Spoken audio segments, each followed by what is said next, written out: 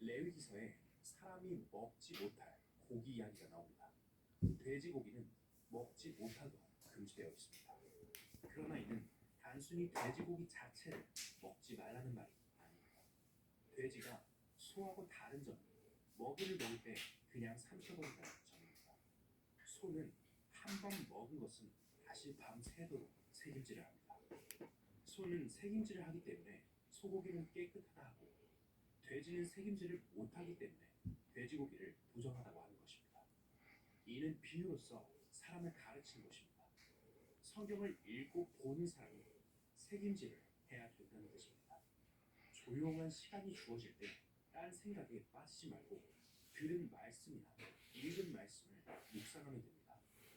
복음을 깨닫고 구원받은 이후에는 시간이 날 때마다 말씀을 떠올리고 깊이 생각하는 것이죠. 이것이 바로 책임질입니다. 여호와의 율법을 즐거워하여 그 율법을 주야로 묵상하는 자로다 라는 말씀처럼 하나님의 말씀을 듣고 그 말씀을 되새기며 묵상하는 것입니다. 그런데 이 기도가 지금은 염불하는 식으로 되어버렸습니다. 부처님이 한마디도 못 알아들을 말을 혼자서 중얼거리다 끝내는 것처럼 기도한다고 하면 처음부터 끝까지 따발총처럼 하고 싶은 말을 쏟아내고는 예수님 이름으로 기도합니다. 아멘. 이렇게 한마디를 덧붙이고 그냥 가버리곤 합니다. 이런 기도는 마치 어른 앞에서 자기 할 말만 잔뜩 늘어놓고 상대의 대답이나 반응도 기다리지 않은 채 휙 돌아서 가버린 것과 다를 바가 없습니다. 어른이 그 모습을 보면서 참 희한한 사람이구나 하고 생각하지 않겠습니까? 누가 알았겠어? 시도 살피지 않고 그분의 생각이나 대답에는 아랑곳하지 않은 채 그저 자기 할 말만 쏟아내는 모든 기도. 이것이야말로 미신적인 기도입니다.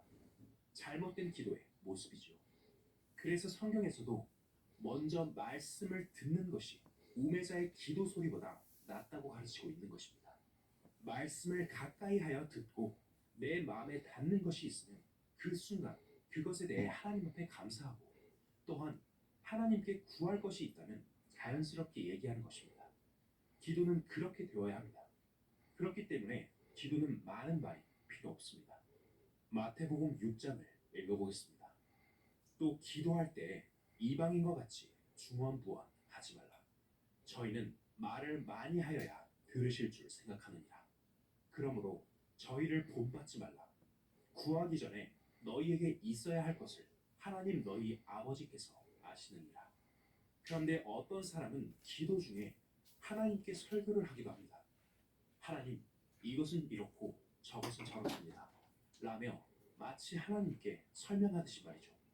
옛날 저희 고향에는 김 장로님이라는 분이 계셨는데 그분은 기도를 아주 길게 하기로 유명했습니다.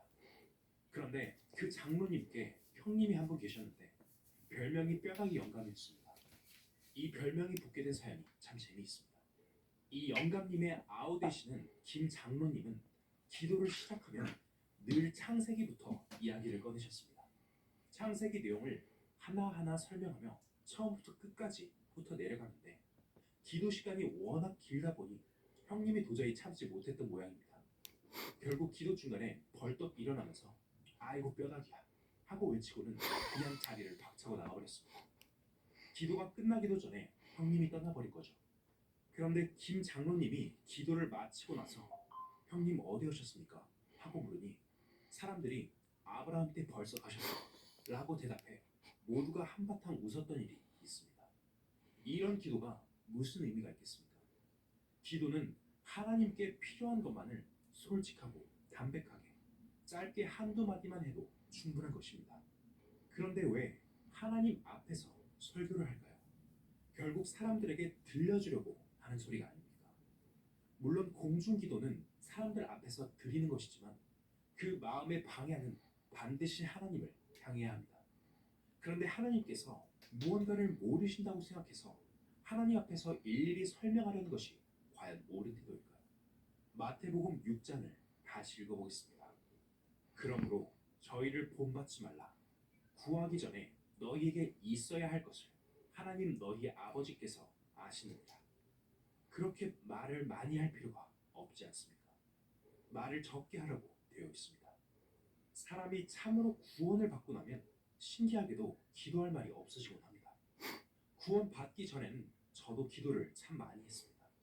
어떻게 했냐고요? 하루에 2시간 넘게 기도한 적도 있었습니다. 어떤 날은 제 개인적인 문제에서 시작해서 우리 가족의 문제를 놓고 기도하고 심지어 온 세상 문제까지 한 바퀴 돌아보곤 했습니다.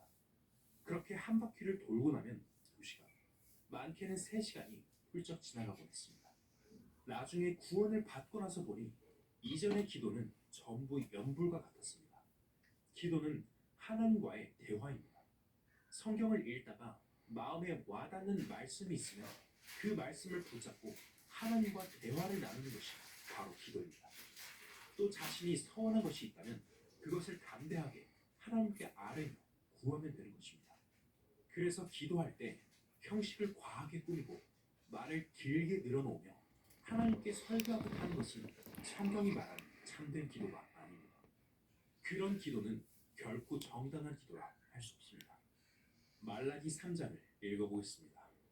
그때 여호와를 경외하는 자들이 피차에 말하며 여호와께서 그것을 분명히 들으시고 여호와를 경외하는 자와 그 이름을 존중히 생각하는 자를 위하여 여호와 앞에 있는 기념책에 기록하셨느니라.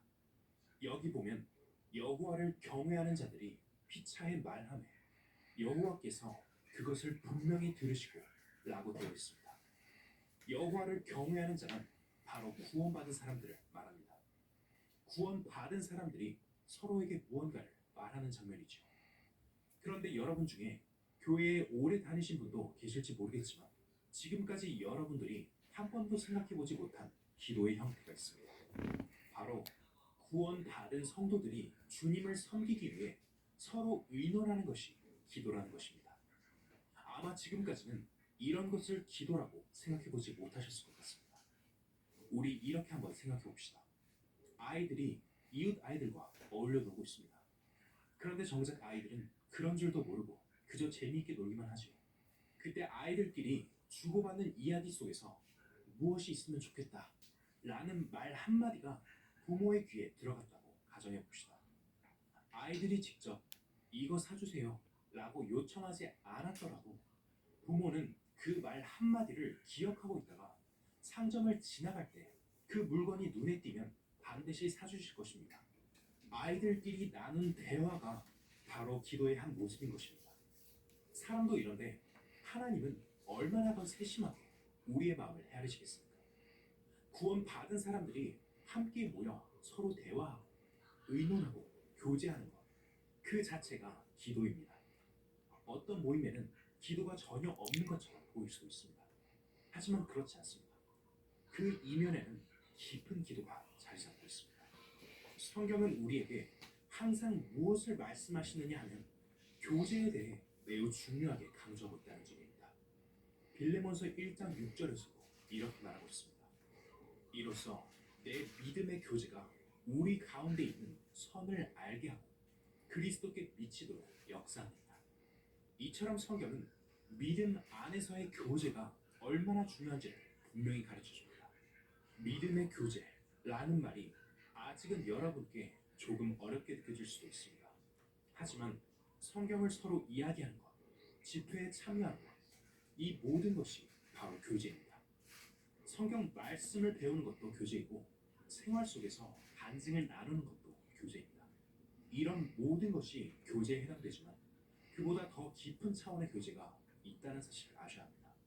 그러나 먼저 여러분이 이해하기 쉬운 교제란 방금 말씀드린 이런 것들입니다. 구원받은 사람에게 이 교제가 없다면 신앙생활은 결코 자라날 수 없습니다. 왜냐하면 우리 안에 계신 성령은 한 분이시기 때문입니다. 우리는 모두 같은 성령을 받았는데 이 성령은 지금 이 순간에도 역사하시고 활동하시는 분이십니다.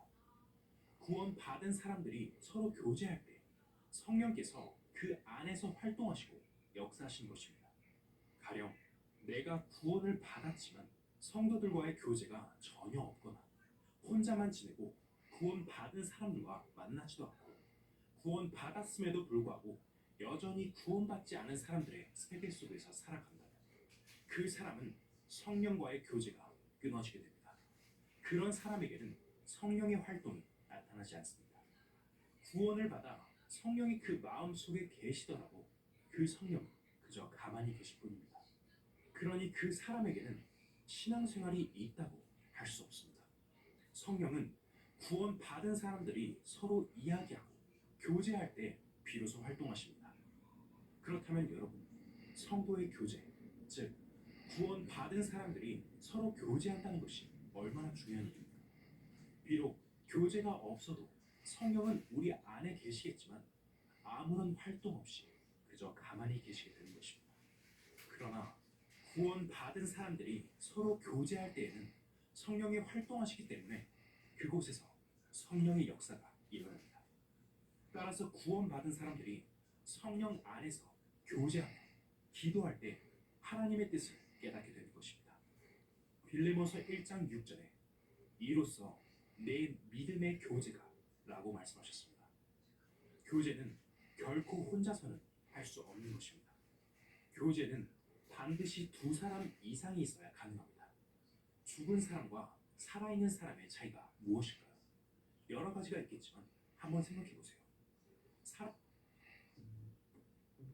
말을 하고 활동하며 느끼고 생각하고 숨을 쉬며 음식을 먹습니다. 이런 것들이 살아있다는 증거입니다. 구원받은 사람도 마찬가지로 구원받은 후에는 성경 말씀이 마치 양식처럼 마음에 먹혀 들어갑니다. 세상 모든 사람들도 음식을 함께 나누며 교제하지 않습니까? 때로는 우리 한잔하자 하고 같이 먹으면서 교제를 하기도 합니다. 먹는 것이 빠져버리면 교제가 잘 안 됩니다. 구원받은 사람도 마찬가지로 함께 모여 말씀을 나누면서 교제를 합니다. 하지만 내가 아무리 좋아하는 사람이라도 그 사람이 죽어버리면 아무리 이야기를 해봐도 소용이 없습니다. 그때는 절대로 교제가 될 수 없습니다. 구원받은 사람이 구원받지 않은 세계에서 신앙생활을 한다고 말하는 경우도 있습니다. 하지만 그런 사람은 사실 신앙생활을 제대로 하고 있다고 보기는 어렵습니다. 그래서 신앙생활은 반드시 살아있는 사람과 대화를 나누며 이루어져야 합니다. 산 사람끼리라야 대화가 되고 교제가 이루어지기 때문입니다. 죽은 사람과는 아무리 이야기를 해도 그건 대화라기보단 목베기겠죠. 구원받은 사람들 사이에는 반드시 교제가 있어야 합니다. 주님의 일을 함께 해 나아가다 보면 그 과정에서 필연적으로 서로 대화가 오가게 마련입니다. 때로는 평범한 의논을 나누기도 하고 때로는 더 깊고 차원이 높은 대화가 오가기도 합니다. 성경은 이렇게 말씀하고 있습니다. 이로써 내 믿음의 교제가 우리 가운데 있는 선을 알게 하고 그리스도께 미치도록 역사하는